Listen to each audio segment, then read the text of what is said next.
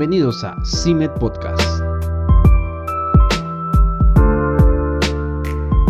El siguiente material es un artículo escrito convertido en formato de audio.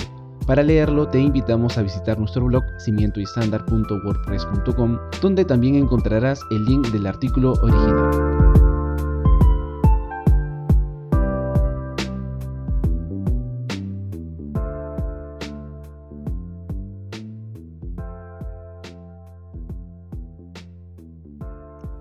La religión del progresismo, la herejía más peligrosa de la cultura occidental actual, por Craig A. Carter.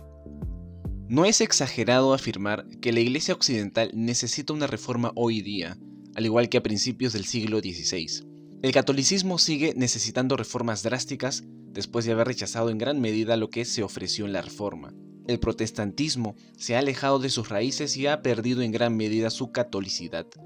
El movimiento evangélico ha tratado de revivir el protestantismo nominal desde la década de 1730, pero no ha logrado mantener un firme asidero en las confesiones de la época de la Reforma y por lo tanto se ha desviado teológicamente. Estamos perdiendo el asidero de la ortodoxia trinitaria y cristológica simbolizada en los credos de la Iglesia indivisa de los primeros 5 siglos. La situación actual, como la de la época medieval tardía, es ideal para el surgimiento de herejías de todo tipo. Satanás carece de la capacidad de crear algo totalmente nuevo, por lo que toda herejía es parasitaria de la verdad. La herejía siempre implica torcer, destripar o añadir a la verdadera doctrina. Como observó el predicador hace 3000 años, realmente no hay nada nuevo bajo el sol. La herejía suele construirse con cualquier material de construcción que esté disponible en cada situación cultural. Elementos de la religión pagana de Egipto ayudaron a Aarón y al pueblo de Israel a construir el primer ídolo en la base del monte Sinaí. El culto a Baal de los cananeos se combinó con la religión israelita en la época de Elías. La cosmología oriental de moda procedente de Persia fue utilizada por Marción y otros gnósticos en la iglesia primitiva para crear formas gnósticas de cristianismo. La herejía suele implicar la incorporación de ideas, símbolos, doctrinas, prácticas o deidades de la religión de la cultura circundante y su combinación de alguna manera novedosa con la verdad bíblica para formar un nuevo tipo de religión. Si esto es cierto, ¿cómo se forma la herejía en una cristiandad secularizada? Parece que, aunque existan formas de religión no cristianas en el occidente moderno tardío, los modernos se consideran a sí mismos como post-religiosos y por tanto es poco probable que se sientan atraídos por una nueva forma de religión construida a partir de elementos no cristianos y cristianos. ¿No vivimos en una época post-religiosa? No debemos sacar conclusiones precipitadas sobre este punto. La tesis de la secularización ha caído en saco roto en los últimos 40 años y lo que parecía obvio para los observadores de mentalidad secular en los años 60 es ahora incierto y poco claro. Lo que está claro es que la cultura occidental es cada vez más hostil al cristianismo católico y ortodoxo, pero no está tan claro hasta qué punto el occidente moderno tardío es realmente secular. Esta ambigüedad es evidente al hablar de las religiones seculares, como el comunismo, el nazismo y el fascismo. Pero desde 1945, la religión nacional de los países de Europa Occidental y de la anglosfera ha sufrido cambios masivos. La mejor manera de describir lo que ha surgido es hablar de ello como una nueva herejía cristiana. Una forma herética de cristianismo se ha convertido en dominante en Occidente y ha desplazado a la ortodoxia católica a un segundo plano como minoría continua, que cada vez puede ejercer menos influencia en la cultura. Las llamadas guerras culturales son las guerras imperialistas emprendidas por esta herejía cristiana contra las fuerzas de la tradición, la catolicidad y la ortodoxia, tanto dentro de la iglesia romana como de las iglesias protestantes y también dentro del evangelicalismo. Hay focos de resistencia a esta herejía dentro de ciertos segmentos del catolicismo romano y del evangelicalismo, pero las denominaciones protestantes principales han sido casi totalmente corrompidas por ella. Es fácil para los conservadores burlarse de la disminución del número de iglesias protestantes liberales y asumir que su influencia cultural es insignificante. Sin embargo, la ley y la opinión pública siguen cambiando al ritmo de los pronunciamientos del clero liberal y los conservadores siguen perdiendo casos judiciales, batallas legislativas y encuestas de opinión pública. No hay que pasar por alto que muchos obispos romanos, habiendo notado hacia dónde sopla el viento, se han alineado con la creciente herejía para estar a la altura de sus rebaños. La teología liberal es un problema tanto en la Iglesia romana como en cualquiera de las protestantes. Es difícil ver mucha diferencia en estos días, en términos prácticos, entre el Papa y el arzobispo de Canterbury. Ambos abrazan la nueva herejía y trabajan incansablemente para verla triunfar. La herejía del progresismo. Entonces, ¿qué es esta herejía? Es sencillamente la herejía del progresismo. El cristianismo progresista es la nueva forma de cristianismo postcatólica, postprotestante y postbíblica que ha llegado al poder en el occidente moderno tardío. Al igual que el culto al becerro de oro, el sincretismo de Baal y las iglesias gnósticas de los primeros siglos, esta nueva herejía es una síntesis de elementos extraídos de la cultura circundante y fusionados con elementos de la enseñanza bíblica, de tal manera que contradicen la ortodoxia bíblica. El punto clave no es que la nueva doctrina se nutra de ideas y prácticas ajenas a la fe bíblica, sino que lo hace de manera que corrompe fundamentalmente la fe bíblica. No había nada malo en que los israelitas tomaran prestado de la religión egipcia. Dios mismo copió los centros de culto portátiles que existían en la religión egipcia al ordenar a Israel en Éxodo capítulos 24 al 40 que construyera un tabernáculo para el culto a Yahvé. La planta era un diseño común en los templos de todo el antiguo Oriente Próximo. El tabernáculo de Israel, sin embargo, no tenía ningún ídolo en el lugar sagrado, de acuerdo con el segundo mandamiento. La creación del becerro de oro en Éxodo 32, por otro lado, fue una violación del segundo mandamiento y por lo tanto es un ejemplo de una práctica prestada que no podía reconciliarse con la ley. La cuestión es que a veces tomar prestado elementos religiosos no cristianos corrompe fundamentalmente la fe cristiana y da lugar a la herejía. Por lo tanto, es de vital importancia que los teólogos aclaren a la Iglesia lo que no puede tomarse prestado legítimamente de la cultura, sino que la Iglesia debe oponerse firmemente a ello. Muchos elementos de la cultura son buenos o neutros y pueden incorporarse a la fe cristiana, pero no todos. Discernir dónde está la línea entre asimilar y ser asimilado es una de las tareas más importantes de la teología. Un ejemplo de préstamo cultural potencialmente peligroso que vemos en el siglo XX es la adopción de la idea marxista de lo que Rod Dreher, citando a Milan Kundera, llama la gran marcha hacia el progresismo. ¿Está la humanidad en una gran marcha hacia la hermandad, la igualdad y la justicia social? ¿Es cierto que el hombre moderno está más cerca de realizar el cielo en la tierra que cualquier otra civilización anterior? ¿Es la justicia social total y completa una posibilidad humana real allá afuera, esperando que nos atrevamos a aprovecharla? El evangelio social de principios del siglo XX, la teología de la liberación de mediados del siglo XX y el progresismo despierto de hoy han coqueteado con esta idea mortal. Un siglo de asesinatos, guerras, tiranía, deshumanización y genocidio es un testimonio silencioso de la incapacidad del hombre para erradicar el mal de su propia naturaleza, y mucho menos de la cultura humana.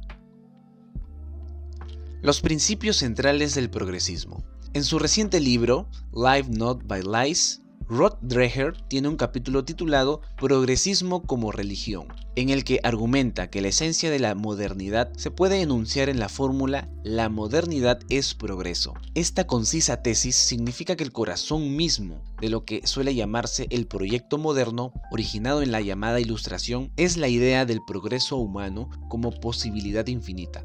No existen límites para el progreso humano porque la humanidad no está fatalmente defectuosa por el pecado como enseña el cristianismo ortodoxo. Por el contrario, la humanidad posee el conocimiento y el potencial para realizar el cielo en la tierra si solo se puede neutralizar a los enemigos regresivos del progreso. Muchos de los conflictos de nuestra sociedad actual se remontan a una guerra agresiva contra los conservadores que se perciben como un obstáculo para el progreso. El culto a la justicia social, término de Dreher, de hoy está poblado por herejes infundidos, con un sentido de rectitud inherente y una certeza absoluta sobre la superioridad moral de su visión. He aquí algunos de los principales principios del credo progresista tal como lo enumera Dreher. 1. El hecho central de la existencia humana es el poder y cómo se utiliza.